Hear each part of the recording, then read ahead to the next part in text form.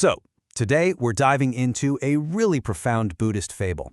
It's an ancient story, but it's all about desperation, compassion, and the unbelievable power of just keeping your word. This all comes from a classic text called the Sūtra of the Doe Mother. Now, it's been passed down for centuries, and you'll see why. Even though it's an old story, its message about integrity, well, it feels more important now than ever. Before we really get into it, I want you to think about this for a second. What is the greatest, most difficult promise you've ever made?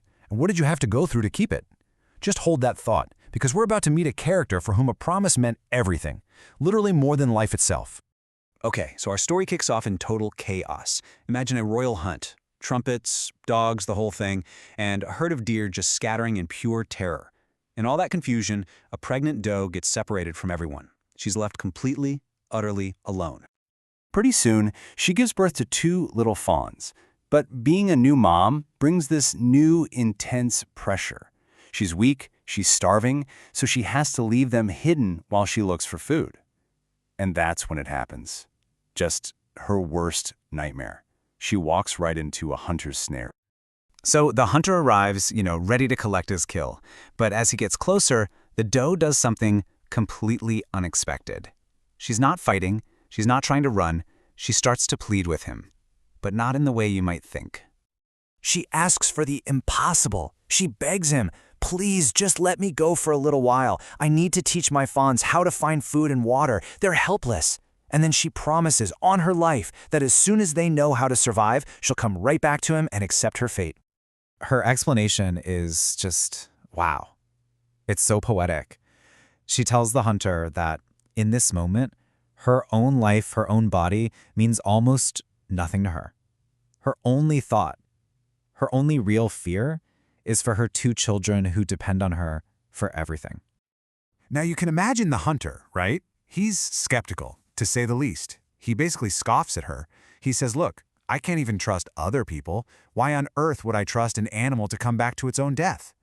But her response is this incredibly solemn, powerful oath. She binds her promise to the most sacred things she can imagine. And the sheer force of her sincerity, it just stuns him. It stops him in his tracks. He looks at this doe who values her word more than her own survival. And then he looks at himself, a man who lives by greed and violence.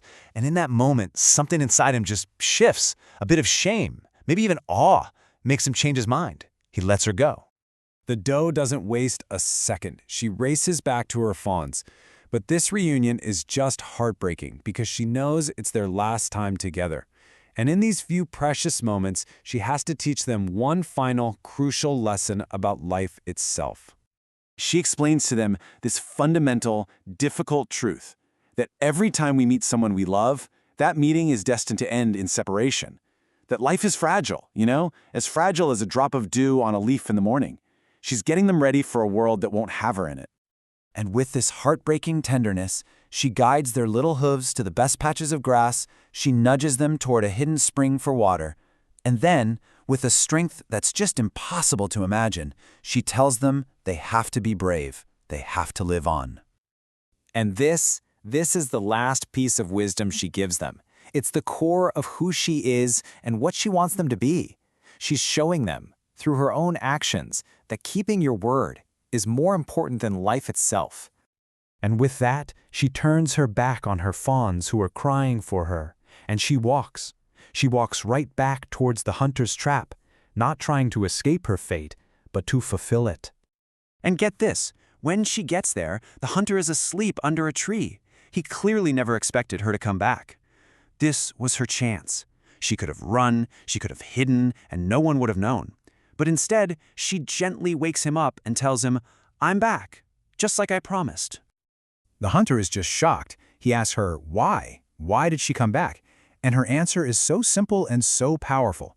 She says he showed her kindness by letting her go, and she could never betray that trust. Her integrity is just absolute. Seeing her standing there, literally willing to die to keep her word, it just completely shatters the hunter's entire worldview. Everything he thought he knew about life, about animals, about honor, it's all turned upside down. And he's just flooded with this deep, deep remorse for the life he's led. He looks at her and he doesn't see a beast anymore. He sees something sacred, something divine. And in this incredible moment, he tells her he would rather harm his own family than ever hurt her. Her compassion has sparked his own. So of course, the hunter sets her free for good, and she's finally reunited with her fawns. But the story doesn't end there, not by a long shot. The hunter goes straight to the king and tells him everything that happened. And the king is so moved by this story that he makes a royal decree banning all hunting in the entire kingdom.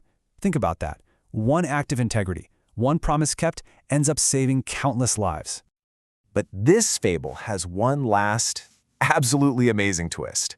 See, the whole story was originally told by the Buddha to his disciples, and at the very end, he hits them with this stunning revelation about who all the characters really were. The Buddha reveals this incredible karmic web. He says the doe mother, that was him in a past life, and the hunter, his loyal disciple, Ananda. The fawns, the king, they were all his other close followers. Their lives were connected, woven together across lifetimes. This wasn't just some random fable. It was a memory. It was their shared history. What the Buddha was really trying to teach with this story is that the path to enlightenment is incredibly long. It spans countless lives. And even when he was born as an animal, that core part of his being, that unwavering commitment to compassion and truth, it was always there. And that really brings us right back to that first question, doesn't it? The doe's simple act of keeping her word transformed a hunter, it changed an entire kingdom, and it showed us this universal truth. It shows how one person's or one animal's commitment to their word can literally change the world around them. And it kind of leaves you wondering, where in our own lives, in the big things or the small things, can a promise kept make all the difference?